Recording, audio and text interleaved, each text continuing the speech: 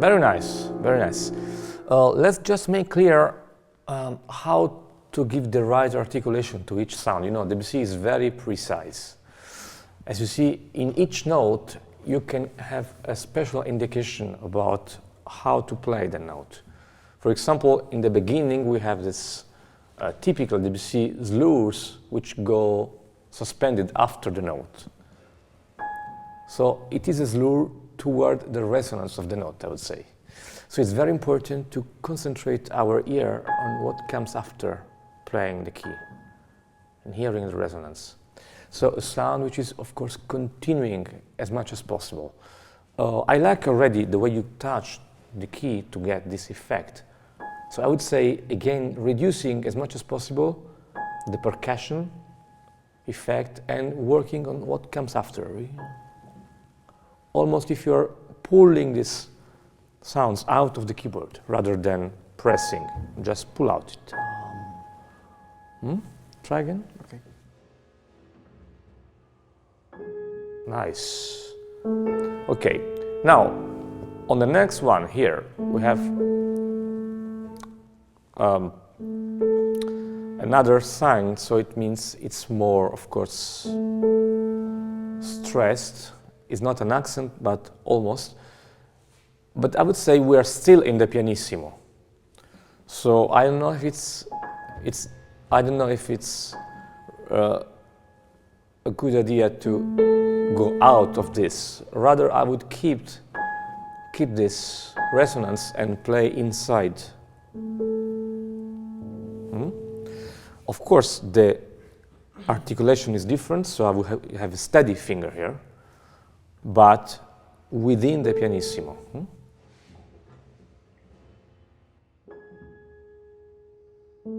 Yes, exactly. And I like very much the way you play this lower G because it's staccato. Of course, in Debussy, staccato is not an indication about the duration of the sound because we have the pedal. Only about the attack. Exactly, which is, of course, not a sharp attack. Otherwise, we have an accent over the staccato, but it's something which we are kind of launching in the space, like pom. So even faster, I would say, even more elastic. Okay. But also very far. And it's very interesting to imagine the sounds in different points of the space. I think Debussy's music is much more about space than other ones. So each sound must come from a different point. Maybe this is coming from a lower place and then evaporating up. And this maybe is going down. Or we are, launching it on that side. But it's very important to put sounds in the space again, and then we go on. Okay.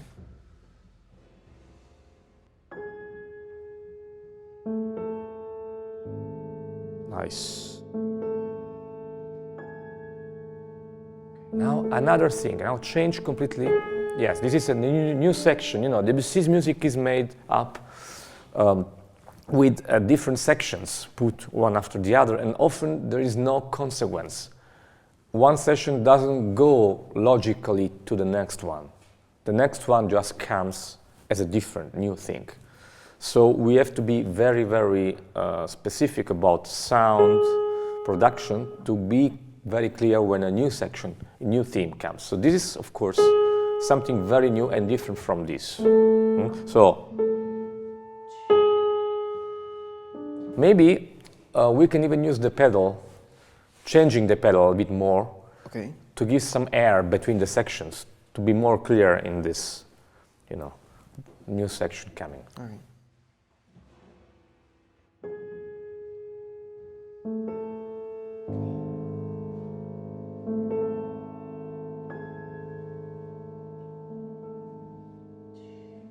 Yes.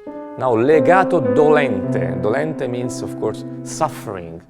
How can we express this sense of suffering in music with only 4 notes? Well, I think that Debussy expresses it with the dissonance. dissonances that are present in this little melody and that are present also after when he develops it. Yeah, of course, if he would not write dolente, you would play in a different way or in the same way? I think I will play it like lighter. It's right. I would say, yeah, you're right. Dolente means feeling the pain given, in this case, by the dissonances more than usual. So he wants to stress up, to put your attention to the harmonic tension which make us suffer more. But usually the sufferance always comes from an inside feeling. It's not, you didn't do like that, I mean, but even more coming from inside. So maybe in this case the sufferance can represent something more personal, more human perception, while until now in the first 3 bars it was just landscape, something external to us. Now on the bar 4 we have a more subjective perspective.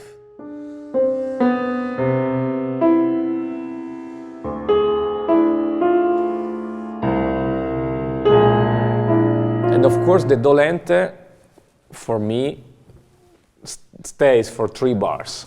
Yeah, so it's not there only, but goes on. So even more suffering and a different, deeper sound, more personal sound.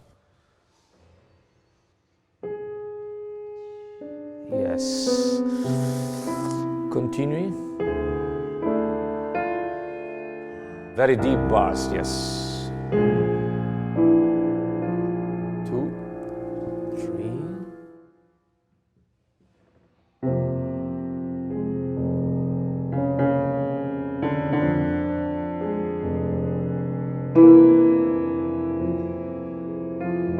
Yes. Okay. Now we have. It's interesting that Debussy repeats the dynamic indications in new sections, even when they are still the same ones. For example, it was piano, and now he writes piano again. Yeah. Because it's still piano, but it's a different kind of piano. It was piano dolente before, and now it's piano expressive et profondo. It means we have to find a different color on this piano.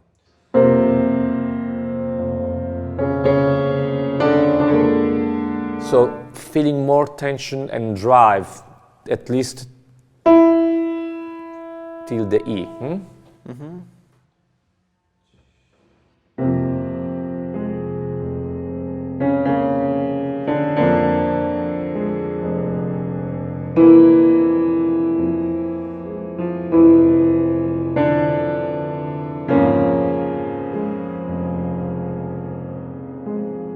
Yes, very good, very good.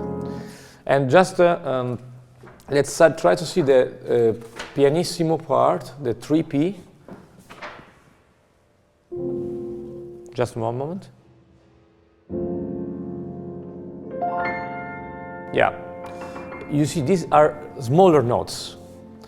When you play like that, of course it's still in pianissimo, but I think you're playing these notes as if they are bigger ones. Okay. But they should be small, so I mean not so important, and inside the resonance of this.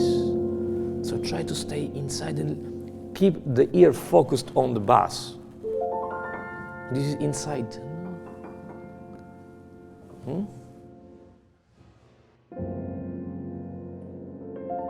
Nice, stay there. Very nice. Okay. Great. Thanks a lot. It's great to work with you and great satisfaction. Thank you very much.